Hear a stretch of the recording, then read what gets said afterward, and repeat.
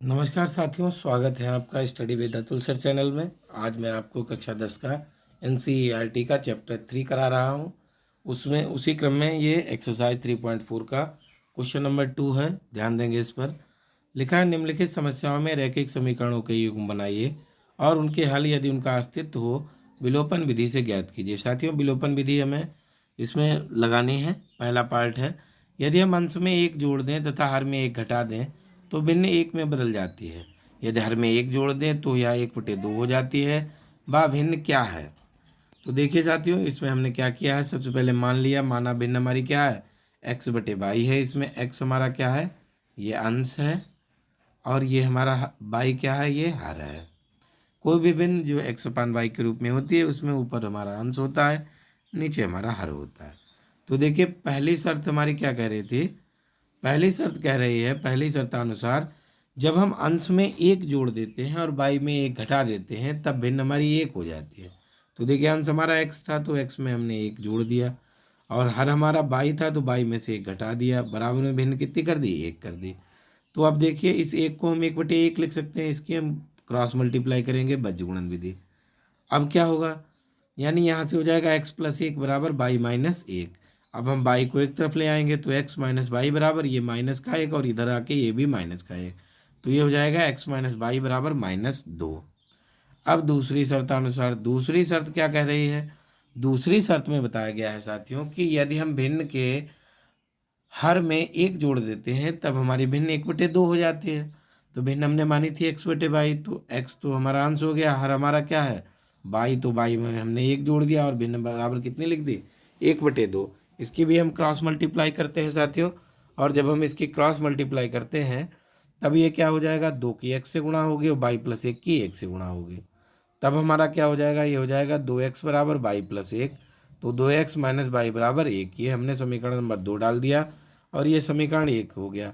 अब देखिए, विलोपन विधि में हम क्या करते हैं, हम x और y दोनों के कोफिशिएंट देखते हैं।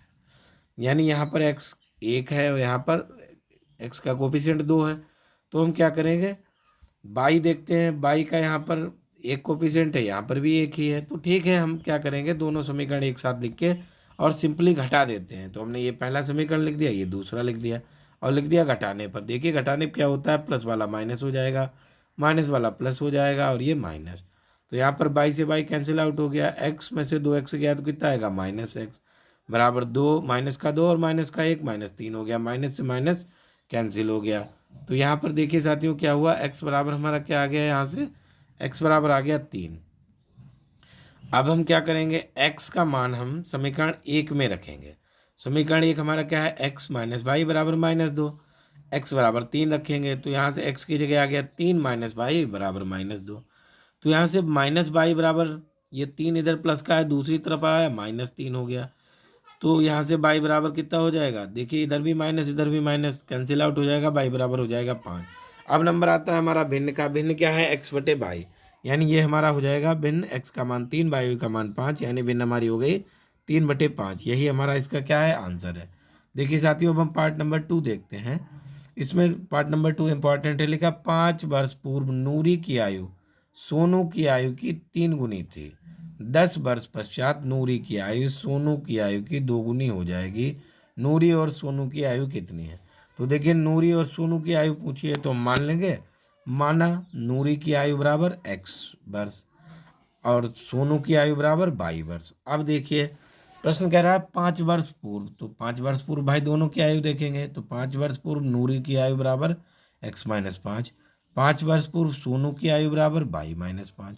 अब अकॉर्डिंग टू क्वेश्चन ATQ यानी प्रश्नानुसार, प्रश्न कह रहा है कि 5 वर्ष पूर्व नूरी की आयु सोनू की आयु की 3 गुनी हो जाएगी, यानी x-5 जो हमारा किसकी है, नूरी की आयु है, और y-5 सोनू की आयु है, इसका 3 गुनी यानी 3 से गुणा कर देंगे।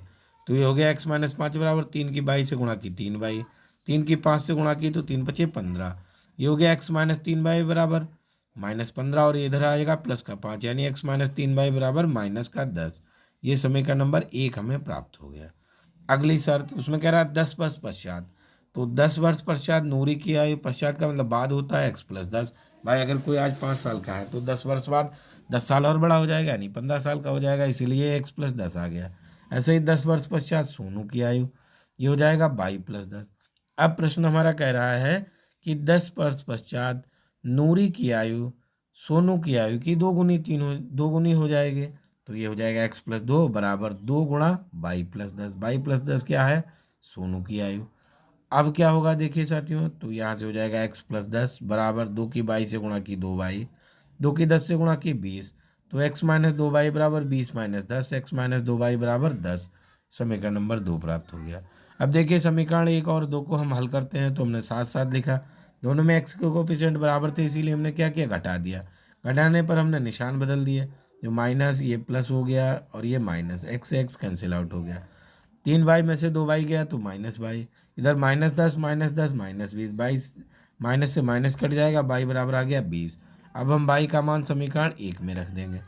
अब समीकरण 1 देखिए, x-3y बराबर -10, तो x-3 गुणा 20 बराबर -10, x-20 60 बराबर -10, x बराबर -10 + 60, तो x बराबर आ गया 50, y बराबर आ गया 20।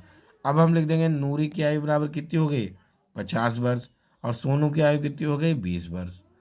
तो देखिए मैंने आपको ये क्वेश्चन करा दिए हैं दोनों साथियों, आप लोग इसे अपनी कॉपी में नोट करें और इसके आगे के पार्ट में क्रमबद्ध डे टू डे कराता रहूँगा। आप मेरे चैनल को लाइक करें, सब्सक्राइब करें और मित्रों के साथ शेयर करें। धन्यवाद।